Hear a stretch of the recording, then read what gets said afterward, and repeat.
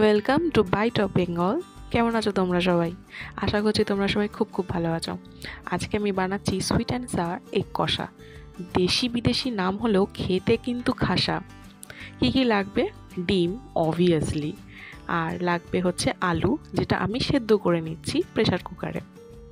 তারপর লাগবে হচ্ছে 3টে মাঝারি সাইজের পেঁয়াজ, একটা মিডিয়াম সাইজের টমেটো, 5 থেকে 6 কোয়া কি 7 থেকে 8 কোয়া রসুন, আর 2টো কাঁচা লঙ্কা তোমরা কম আর বেশি করতে পারো।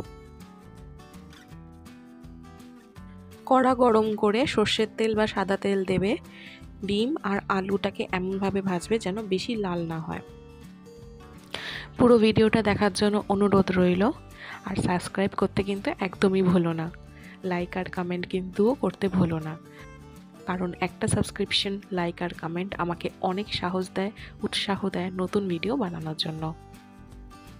ডিম আর আলু ভাজা হয়ে যাওয়ার পর রসুন আর কাঁচা লঙ্কা একটু হালকা করে বাদামি মতো ভেজে নেব। ভাজা হওয়ার পর পেঁয়াজ দেব। পেঁয়াজটাকে ভালো করে বাদামি হয়ে ভাজতে দেব। টমেটো, 150 গ্রাম দইয়ের মধ্যে 1 টেবিল স্পুন ধনে আর জিরে মিক্সড করে কড়াতে দিয়ে দেবো আর ভালো করে কষাবো যতক্ষণ না তেল বেরিয়ে আসছে। নাড়ানোর পরেই একটু কাসুরি মেথি দিয়ে দেবো টেস্টের জন্য। কাসুরি মেথি চাইলে তোমরা লাস্টেও দিতে পারো, বা কষানোর সময় আমি যেরকম দিচ্ছি সেরকমভাবেও দিতে পারো। 10 মিনিট কষানোর পর যখন তেল বেরিয়ে আসবে, ভেজে রাখা আলু আর ডিমগুলো দিয়ে দেবো। একটু মিক্সড করে নেওয়ার পর জল দিয়ে দিতে হবে আর 10 মিনিট ঢেকে রাখতে হবে। এই এগ কষাটা দেখতেও যেরকম অন্যরকম, খেতেও একদমই অন্যরকম। একটু ট্যাঙ্গি ফ্লেভার আছে এটার মধ্যে, একটু সুইটনেস ফ্লেভার আছে এটার মধ্যে। কুলচা, রুটি, পরোটার সাথে দারুণ যাবে। ভিডিওটা ভালো লাগলে কিন্তু সাবস্ক্রাইব, কমেন্ট করতে একদম ভুলো না, আর লাইকও করতে একদম ভুলো না।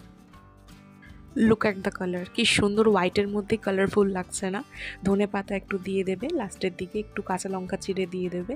আর আমি একটু লাস্টের দিকে চিনিটা কম হয়েছিল বলে একটু চিনি দিয়ে দিয়েছি, যাতে সুইটনেস ব্যাপারটা আসে। বাড়িতে একবার না একবারটা ট্রাই করে দেখো আর জানিও কমেন্টে যে কেমন খেতে।